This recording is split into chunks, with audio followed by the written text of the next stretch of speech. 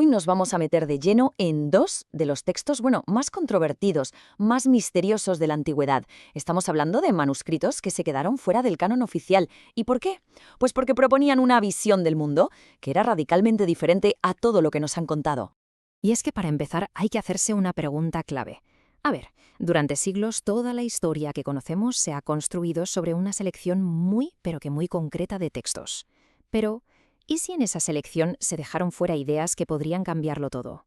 Ideas capaces de darle la vuelta por completo a nuestra percepción de lo divino y de nuestro propio lugar en el cosmos. Vale, vamos a profundizar un poco en esto.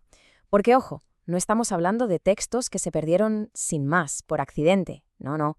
Estamos hablando de toda una biblioteca de conocimiento que fue ocultada a propósito.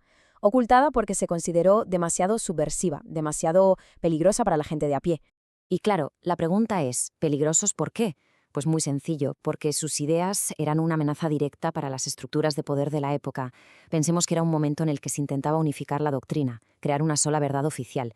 Y de repente aparecen estos textos que ofrecían, caminos alternativos para entender el universo, para entender la conciencia y, lo más importante, caminos que no necesitaban intermediarios. Y el primero de estos textos es el Evangelio de Tomás. Ojo a la historia. Fue descubierto en 1945 en Nag Hammadi, en Egipto. Y su mensaje central, no es una pequeña variación de la historia que ya conocemos, que va. Es un giro de 180 grados, un cambio total a la visión tradicional. Y esta cita, la verdad, es que lo resume a la perfección. La idea de buscar el reino en el cielo o en un sitio lejano, pues según este texto, hay que olvidarla. Para Tomás, lo divino no es una meta por allá, a lo lejos, a la que aspirar. No, es una realidad que está aquí y ahora. Está presente dentro y fuera de cada persona. Entonces, el punto crucial es precisamente ese contraste. La visión tradicional, la que conocemos, nos habla de un Dios creador que está separado de su creación. Pero en cambio, el Evangelio de Tomás presenta a Dios como el todo. ¿Qué significa esto? Pues que es como un campo de conciencia o de energía que lo abarca absolutamente todo y cada persona es, en esencia, una manifestación individual dentro de ese gran campo. Y la clave para entender todo esto está en una palabra: gnosis, que no se trata de tener fe ciega, se trata de conocimiento directo. La idea de que se puede experimentar lo divino por uno mismo, ¿cómo? A través del autoconocimiento. Esto, claro, era una amenaza, pero una amenaza frontal a cualquier jerarquía religiosa. ¿Por qué? Porque el poder de esas jerarquías se basaba precisamente en ser el único mediador entre la gente y Dios. Bueno, y ahora damos un giro radical. Dejamos el mundo interior y pasamos al segundo texto, el libro de Enoc. Porque aquí vamos a analizar una idea prohibida que es completamente distinta. El conocimiento oculto aquí no va de la divinidad interior, no. Va de una intervención exterior. Y ojo, una intervención muy física. A ver, el libro de Enoc nos presenta unos seres que llama los vigilantes. Y lo que es de verdad alucinante es cómo los describe. No son espíritus, no son seres etéreos, ¿qué va? El texto habla de entidades físicas, de carne y hueso, que bajaron del cielo para meterse de lleno, directamente, en los asuntos de la humanidad. Y ojo, que no eran 2 o 3. El libro es súper específico en esto, ¿eh? Habla de un total de 200 de estos seres que bajaron a la Tierra. E incluso da nombres de sus líderes como Semiayaza y Asael.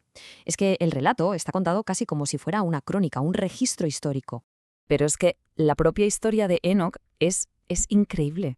El texto cuenta cómo estos seres se le acercan y se lo llevan a los cielos. Y claro, aquí es donde muchos investigadores de la teoría de los antiguos astronautas dicen: un momento. Esto parece uno de los primeros relatos de abducción de la historia. Pensemos, los seres que bajan del cielo. El mensaje de «tranquilo, no tengas miedo», el viaje en un objeto volador, un carro de fuego, y la descripción de la Tierra desde arriba.